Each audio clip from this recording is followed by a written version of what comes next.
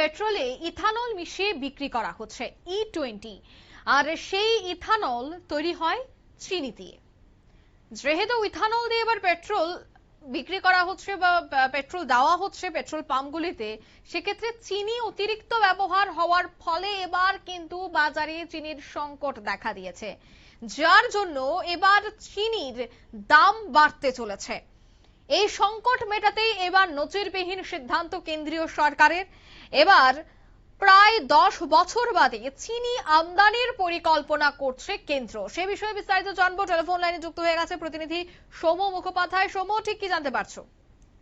দেখো, এই বিষয়টি নিয়ে কিন্তু গত 2-3 মাস ধরে একটা আশঙ্কা ছিল, কারণ গত কয়েক বছর ধরে ভারতে ইথানল সরবরাহ বাড়ানোর জন্য ইথানল ফ্যাক্টরি গুলো কিন্তু কৃষকদের থেকে প্রচুর পরিমাণ আখ নিচ্ছিল, কারণ ইথানল তৈরির জন্য প্রায় 30 থেকে 35% আখের রস প্রয়োজন। এবার তাই সেই বিপুল চাহিদা মেটানোর জন্য কিন্তু কারখানাগুলো কৃষকদের থেকে বেশ কিছুটা বেশি দামেই আখ কিনছিল। এবছর কিন্তু এমনিতেই বর্ষা অনিয়মিত হওয়ার কারণে আখের উৎপাদন মার খেয়েছে, আর ইথানল ফ্যাক্টরি গুলো তাদের চাহিদা কিন্তু বৃদ্ধি পেয়েছে, ফলে বাজার থেকে কিন্তু চিনির জন্য যে প্রয়োজনীয় আখের রস তার যোগান কমে গেছে, যার কারণে কিন্তু প্রতিদিন চিনির দাম বাড়ছে।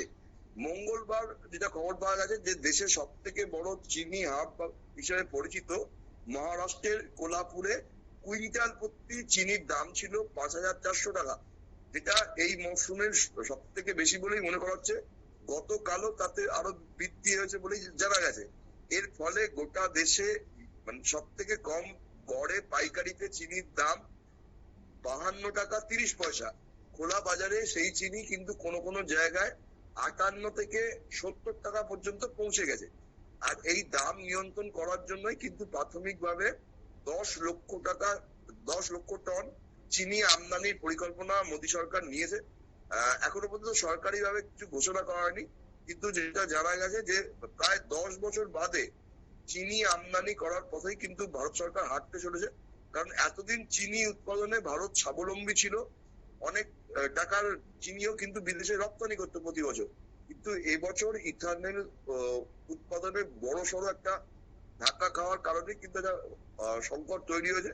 এবং যেটা মনে করা হচ্ছে যে সামনেই উৎসবের মৌসুম আসছে, দুর্গাপুজো, দীপাবলির মতো অনুষ্ঠান আসছে, এবং তখন কিন্তু চিনির চাহিদা সব থেকে বেশি। এমনিতেই গোটা বিশ্বে ভারতেই সব থেকে বেশি চিনির চাহিদা, উৎসবের সময় সেটা কিন্তু বেড়ে যায়। এটা যাতে কোনোভাবেই লাগাম ছাড়া না হয়ে যায়, দাম যাতে নিয়ন্ত্রণ করা যায়, সেই কারণেই কিন্তু এই উদ্যোগ নিতে চলেছে। কারণ চিনির দাম বাড়লে বহু খাদ্য সামগ্রীর দামই কিন্তু বেড়ে যাবে। মিষ্টি ব্যবসায়ী থেকে আরম্ভ করে দেশের বাজারে কিন্তু একটা বড়সড় ধাক্কার আশঙ্কা রয়েছে। আর সেই কারণেই কিন্তু এবার 10 বছর বাদে চিনি আমদানির চিন্তা ভাবনা হয়েছে, কিন্তু তাতেও সমস্যা মিটবে না বলে আশঙ্কা প্রকাশ করা হচ্ছে। কারণ কুইন্টাল প্রতি 500 টাকা করে দাম কমতে পারে, তার থেকে বেশি কিন্তু কমবে না বলেই মনে করা হচ্ছে। ফলে আগামী দিনে কিন্তু চিনির দাম আরো বৃদ্ধি পাবে বলেই আশঙ্কা। একদমই ধন্যবাদ। অর্থাৎ চিনির দাম আগামীতেও বাড়তে পারে বলে একটা আশঙ্কা তৈরি হচ্ছে। প্রায় 10 বছর বাদে এবার চিনি আমদানি করার সিদ্ধান্ত নিয়েছে কেন্দ্রীয় সরকার।